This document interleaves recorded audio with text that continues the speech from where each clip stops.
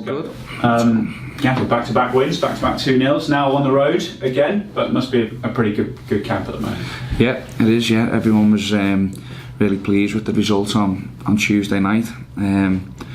Good to get back-to-back home wins. Good to play some football at home park, but we're going now into a game up against Bolton Wanderers away from home, which is going to be a great game. Should be a good occasion. Should be a decent atmosphere. So, all looking forward to it. You mentioned, this run in, this busy March as well, getting off to a good start. We've done that with the two games, and presumably you said that because there are games like Bolton in there which are going to be tough. They're all tough games, Charles. Every one of them. Morecambe was a tough game. So was AFC Wimbledon for large parts of it. So no game's easy. But as I said, we wanted to build some momentum.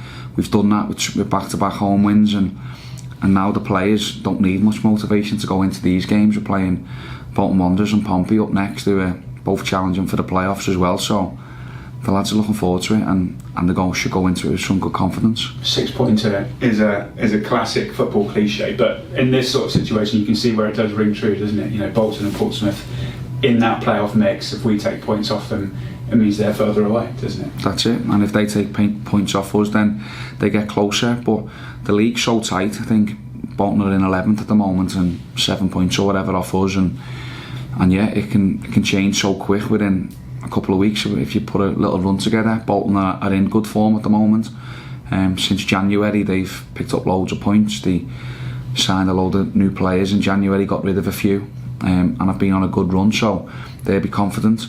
But so are we. We've been in and around the top 6 all season, and we want to stay there. We've got a couple of games in hand on the teams who are above us, so we're looking forward, and hopefully we can carry on doing well. Are these moments, are these games real exciting ones for you, or do you get a little bit nervous? Bit of both, yeah. Bit of nerves, bit of excitement, but that's what you want, the adrenaline. It rushes through you. So there's going to be loads of our fans there. I know we've had to ask for a few more tickets from what they gave us, which is great, and I'm sure that they'll take a good crowd as well, because they are playing well and they're going good. So yeah, the nerves and the excitement are all part of football. These are the games that you want to be involved in. Plymouth Argyle going away to Bolton Wanderers for a top of the table clash, or top end of the table clashes. That's what we all want to be involved in. You mentioned the supporters, and I think we're almost close to a sign-up for Pompey already as well. And yeah, extra tickets for Bolton. We've seen crowds increasing throughout the season, and they can see what we're doing at the minute, and they're getting excited and probably quite nervous as well when they're watching in these tight games. Yeah, well, the fans will be here for the Pompey game, because that's always a massive game. So yeah, everyone's looking forward to it. The previous two games, the atmosphere wasn't as good as it has been this season, and probably that was because of the rearranged fixture and all that against AFC Wimbledon and whatever. But it's important that our fans do get behind us in this run-in. The players are doing unbelievable. They've had a great season. As I said, we've been in the top 6 pretty much the whole time, or in the top 8, whatever.